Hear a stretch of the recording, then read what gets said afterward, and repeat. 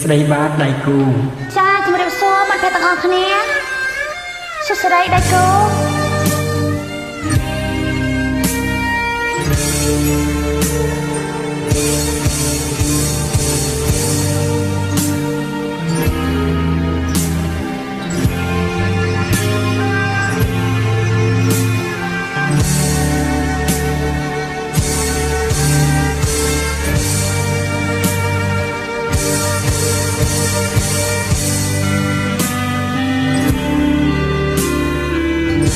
ញ៉ាកូនចងដៃស្រីថ្លៃស្នេហាតាមពីអូនទីបងមិនហ៊ានខានដួងក្រដល់ថ្នាក់បនស័ងជាស្មៀនខំរកឲ្យបានផ្ញើជូនស្រីថ្លៃបើបងយកថាកូនជានួនចិត្តអើយដំណាងពៀនពិតជាកងនិស័យ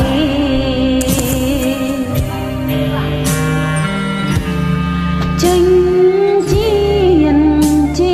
សាច់អូនទាំងរាល់ថ្ងៃ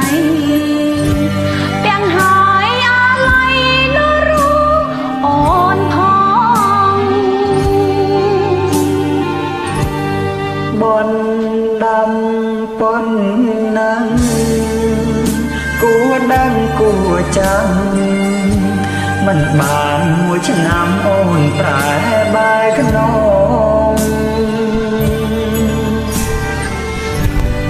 បានជួបមុខហើយប្រងើយដាំបងត្បូងពេជ្រដាំកងក៏មិនចេញស្ដីបើកងវាចាព្រមថាមានម្ចាំងអើយម្លែបងកាត់ខ្មាំងដូចនាងកងរៃ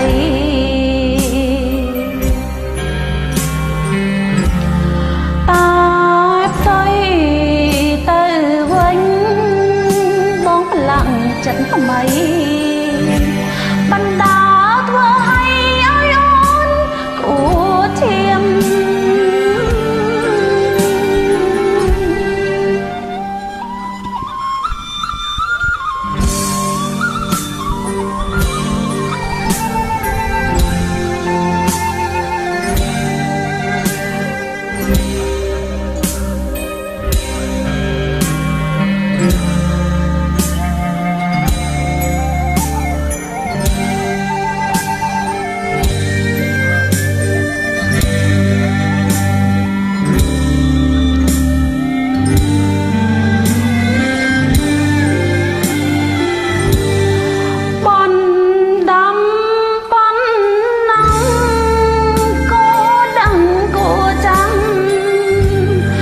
បានមួយឆ្នាំបងប្រែបែកខ្ន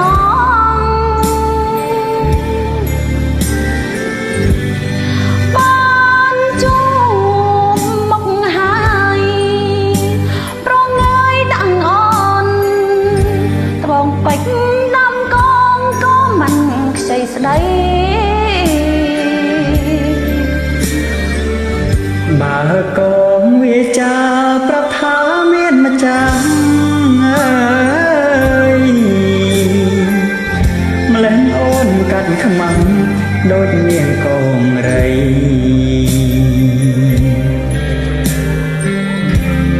តែផ្ទុយទៅវិញអូនមានគូថ្មីបណ្ដាធ្វើឲ្យបងអួតឈាម